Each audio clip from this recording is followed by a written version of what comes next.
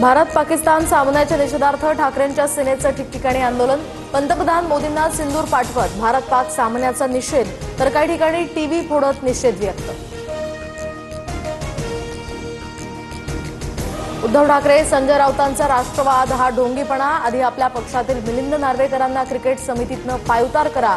खरोखरच पाकिस्तान विरोधी असाल तर घरापासून सुरुवात करा। भाजपच्या नवनाथ बन यांचा आभार।